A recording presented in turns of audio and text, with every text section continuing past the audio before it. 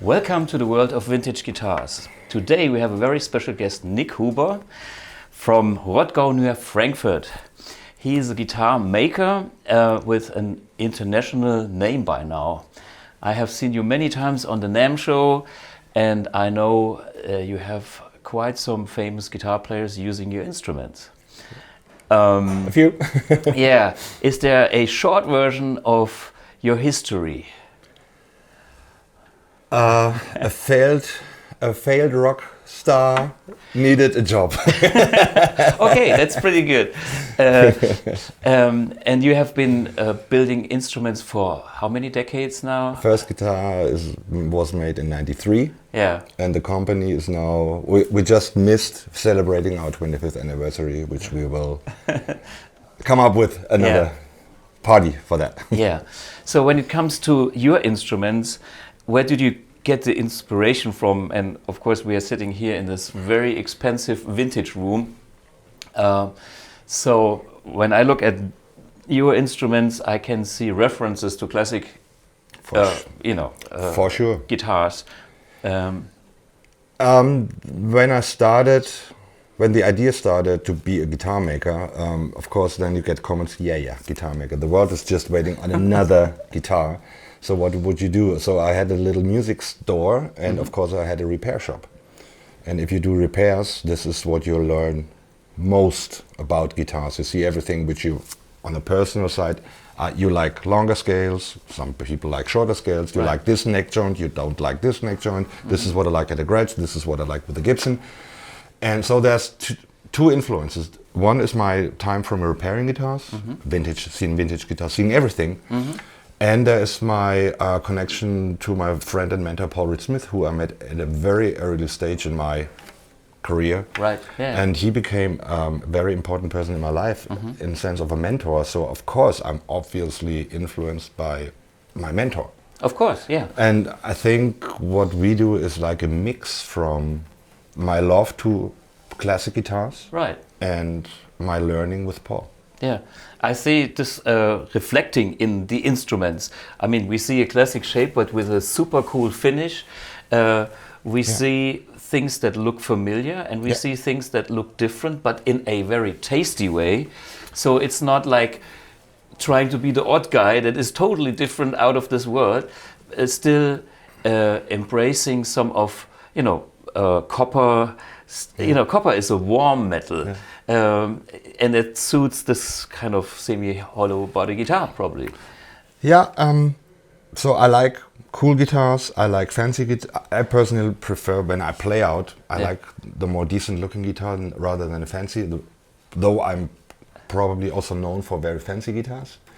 And which I love. It's always very rewarding what nature gives you to work with, in the sense of very beautiful maple. But since we do like the Crowdster, or we have very basic looking guitars, and this also comes from my deep love to classic juniors. Yeah, I love Les Paul Juniors. Sure. I love these guitars, and I this have one myself too. I know why there's a fascination, because it's the simplest thing, and it's so honest. Yeah. You can play anything on it, and it doesn't get any simpler. Yeah, it doesn't get old.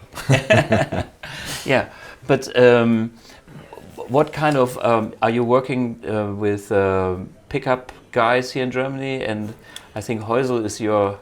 Well, I work with Harry Häusl since I know him since pretty much day one, and I remember days when I was making guitars and I had no money for pickups. And Harry was always my friend, and he helped me out in my early days. Of course, you don't make money as a guitar maker when you start off, but and he makes great pickups. Of course.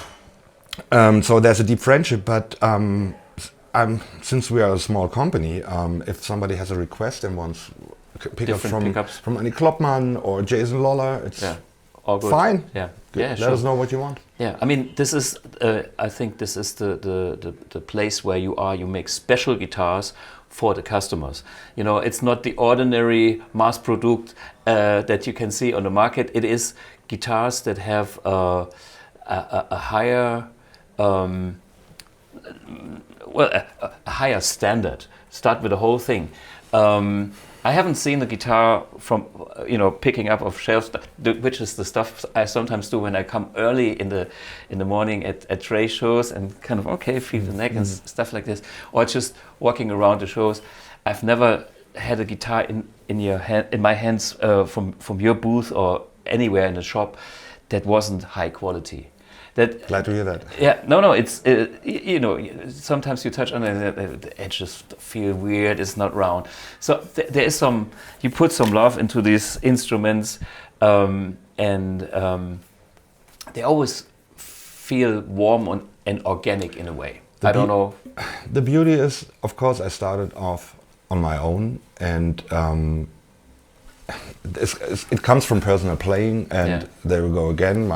My old Les Paul Jr. has just the neck I like a lot, but nowadays, if you get a guitar in your hands, it's not me, it's us. So Nik Huber Guitars is not the guy; it's a guy with a great team. Sure. And this is the beauty of it, that I have a family of people working for us who just dedicate their love into the instruments as I would. If you have a team member who does things since 10, 15 years, this is how long I have people on my team in 20 years, and they do it all over again, they're better than I am. And I celebrate this. That's I love good. it. I also employ a technician in my company who is much better than I am. Yeah. And I'm so beautiful. happy for that. Yeah. I wish I had 10 more people like that on the other aspects too, because I suck in other aspects. But anyway, can somebody do the bookkeeping, please? Oh, same here. I have somebody now. I have somebody. Okay, we can share that one. Okay, last final question about your Gibson Junior. Is it a special year? Here's the deal.